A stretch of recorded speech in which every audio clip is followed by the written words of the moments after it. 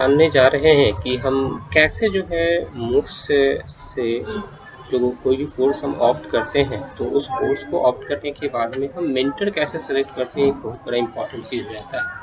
आप हम mentor selection के प्रोसेस के बारे में एक बार मैं छोटा सा एक शॉर्ट डिस्क्रिप्शन आप लोग को बताना चाहता हूँ कि मेंटर सिलेक्शन कैसे करते हैं। जैसे मान लीजिए सबसे पहले हम क्या करते हैं, अपने पोर्टल पे लॉगिन करते हैं।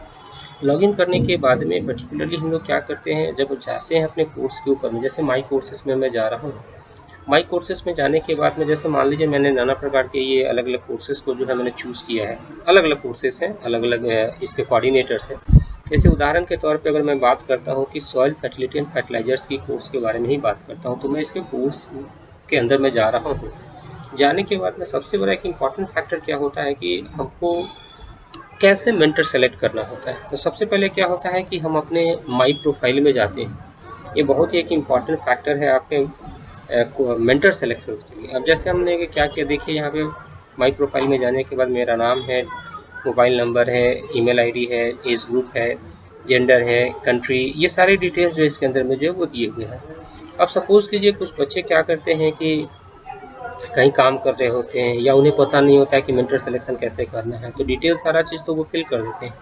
वो गलतियाँ कहाँ करते हैं, वो करते हैं आपको प्रोफेशन के अंदर में गलतियाँ करते हैं। अब जैसे प्रोफेशन में देखिए स्टूडेंट है, फैकल्टी है, एम्प्लॉयड है या अदर्स है। अब बच्चे क्या करते हैं, अब जो बच्चे जो स्टूडेंट हैं तो वो बेसिकली क्या करते हैं, वो स्टूडेंट ना लिख के वो एम्प्लॉयड कर देते हैं या अदर्स कर देते हैं, जिसके कारण से क्या होता है मेंटर सिलेक्शन में उनको जो वो परेशानी हो जाती है।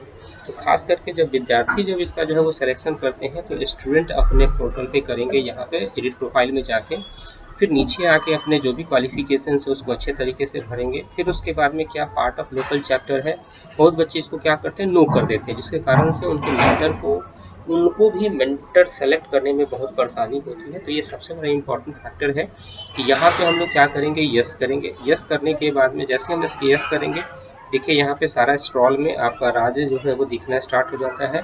फिर उसके बाद में क्या है, आपके ड्रॉप डाउन में यहाँ पे आपका क्या है, आपके यूनिवर्सिटी का नाम जो है वो रिफ्लेक्ट करना स्टार्ट हो जाता है। इतना करने के बाद में फिर नीचे हम क्या करते हैं, अपने detail as per the requirement के अनुसार से, अगर डिग्री है, साइंस से बैकग्राउंड से है, आर्ट से है, एमटेक है, बीटेक है, जो भी आपका मीन्स डिग्री है उसको सेलेक्ट करेंगे। जैसे मान लीजिए एक उदाहरण के तौर पर मैं आपको बताता हूँ कि खास करके अगर एग्रीकल्चर के बच्चे जब सेलेक्ट करेंगे तो ये सारे जो है यहाँ पे ऑप्शंस थे। तो सबसे पहले उनको क्या करना होगा, डिपार्टमेंट में उनको जाके साइंस सेलेक्ट करना होगा।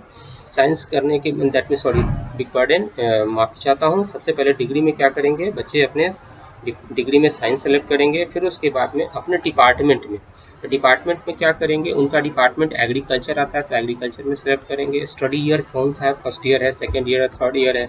तो अभी बच्चे जैसे अभी थर्ड सेमेस्टर में हैं तो थर्ड सेमेस्टर में क्या हो जाएगा, उनका जो है वो सेकंड ईयर हो जाएगा। तो सेकंड ईयर सेलेक्ट करेंगे, फिर चेक बॉक्स यहाँ पे डालेंगे, चेक बॉक्स को क्लिक करेंगे, अपडेट कर देंगे, है ना। क्योंकि ऑलरेडी ये क्या होता है कि मैंने अपना ऑलरेडी कर रखा है, इसलिए मैं इसको चेक बॉक्स नहीं करूँगा, तो फिर ये अपडेट जो है वो प्रोफाइल हो जाएगा मेरा फिर से अगेन पर्टिकुलर कोर्स के।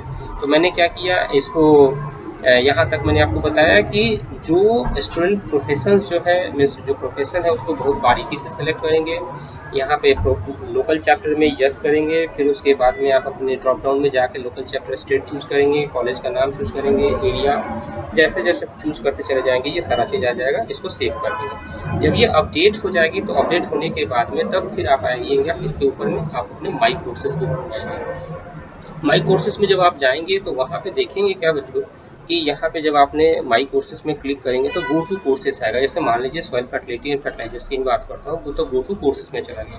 गो टू कोर्सेज के बाद में आपको कौन से टैब पे जाके सबसे इम्पॉर्टेंट चीज़ जो है आपको जो वो चूज़ करना है, आपके पास में यहाँ पे टैब दिए हुए हैं। जैसे देखिए यहाँ पे अलग अलग आपके पास टैब दिया हुआ, एक अनाउंसमेंट का है आपके पास में, अबाउट द कोर्स है, फिर उसके आस्क द क्वेश्चन है, प्रोग्रेस है, फिर उसका मेंटर है, रिव्यू, असाइनमेंट। ये इतने जो है वो टैब्स आपके ऊपर में जो वो दिए हुए थे। आप क्या करेंगे, जब आप सेलेक्ट करने चाहेंगे तो सबसे पहले आप क्या करेंगे, यहाँ पे आपके पास में एक मेंटर का टैब दिया हुआ होगा, उस मेंटर के टैब को आप क्लिक करेंगे। जब मेंटर के टैब को जब क्लिक करेंगे तब उसके बाद में क्या होगा बच्चों, यहाँ पे आपको दिखना स्टार्ट हो जाएगा। जैसे अभी मैं एक उदाहरण के तौर पे इसको बताना चाहता हूँ, रिमूव मैंने मेंटर कर दिया और मुझे क्या करना है, अभी सेलेक्ट एज ए मेंटर करना है। तो यहाँ पे जैसे ही मैं इस ड्रॉप डाउन में सेलेक्ट एज ए मेंटर करूँगा, जिसको भी मेंटर यूनिवर्सिटी के द्वारा या इंस्टीट्यूट के द्वारा या कॉलेज के द्वारा जिनको भी नॉमिनेट किया गया है उस पर्टिकुलर कोर्स के लिए, उनका नाम यहाँ पे जो वो रिफ्लेक्ट करना स्टार्ट हो जाएगा। और फिर जैसे प्रोफेसर राहुल कुमार का नाम जो है यहाँ पे जो इंडिकेटेड किया है राहुल कुमार, उनका ईमेल आईडी दिया हुआ है, तो मैंने यहाँ पे कर दिया, और करने के बाद में मैंने as a set as a mentor कर लिया। इससे क्या होगा, अब मेंटर हो जाने से सबसे बड़ा इंपॉर्टेंट क्या होता है कि अगर कोई किसी को आप मेंटर क्यों चूज करते हैं, सबसे बड़ा इंपॉर्टेंट फैक्टर होता है क्या कि आप कितने असाइनमेंट सबमिट किए, कितने नहीं किए, उसकी ट्रैकिंग जो है आपके मेंटर के द्वारा की जाती है। और भी बहुत सारे फ़ायदे हैं मेंटर चूज़ करने से, है ना। मेंटर के पास में फिर बहुत सारे डिटेल्स आ जाते हैं। डिटेल इन द सेंस कहने का मतलब कि आपने एग्ज़ाम में अपीयर हो गए, आपके मेंटर के पास में उनका रिकॉर्ड आ जाता है कि इतने बच्चे मीन्स एग्ज़ाम में अपीयर हुए हैं, कितने एब्सेंट है, कितने प्रेजेंट है, ये फ़ायदा होता है। तो एक पर्टिकुलर पोर्टल पे आपके असाइनमेंट प्रोग्रेस का भी रिकॉर्ड जो है मेंटर सिलेक्शन करने के बाद में मेंटर को जो वो आपके बारे में द सेंस इस पर्टिकुलर कोर्स का सारा डिटेल रिकॉर्ड जो आपके पास आ जाता है। ये ज़रूरी है बच्चों कि मेंटर को सेलेक्ट कीजिए, है ना। और यही प्रोसेस है आपका मेंटर का जो है वो सिलेक्शन करने का, है ना। एक इसके वीडियो को एंड करने के पहले मैं एक और चीज़ आपको आगाह कर देना चाहता हूँ बच्चों, कि जब कभी भी आप अभी एग्जामिनेशन का रजिस्ट्रेशन जो है चल रहा है, तो एग्ज़ाम रजिस्ट्रेशन में हमेशा ध्यान रखिएगा कि जिस ईमेल आईडी से, जिस मोबाइल नंबर से, जिस चीज़ से भी आपने लॉगिन किया है, उसी ईमेल आईडी से, उसी मोबाइल नंबर से आप क्या करेंगे, पेमेंट करेंगे। मेक श्योर कॉमन होना चाहिए, डिफरेंट नहीं होना चाहिए। अगर डिफरेंट होगा then what will happen, future में आपको कोऑर्डिनेशन होने में बहुत सी डिफिकल्टीज आ जाएगी, जिसके कारण से क्या होगा, आपको दोनों चीज़ों का लिंकिंग नहीं होगा, एग्ज़ाम का भी लिंकिंग नहीं हो पाएगा और आपके असाइनमेंट्स का जो वो लिंकिंग नहीं होता। एक इम्पॉर्टेंट फैक्टर है कि जब भी आप करें एग्ज़ाम रजिस्ट्रेशन, जिस आईडी से आपने कोर्स रजिस्ट्रेशन किया है उसी आईडी से आप करें पेमेंट, सारा चीज़ का सिलेक्शन सही तरीके से करें। और एक चीज़ और बता दे रहा हूँ, जब आप एग्ज़ाम रजिस्ट्रेशन कर लेते हैं तो उसके बाद में एक सबसे फॉरमोस्ट इम्पॉर्टेंट हो जाता है बच्चों, कि यहाँ पे देखिए 2 टैब दिया हुआ है।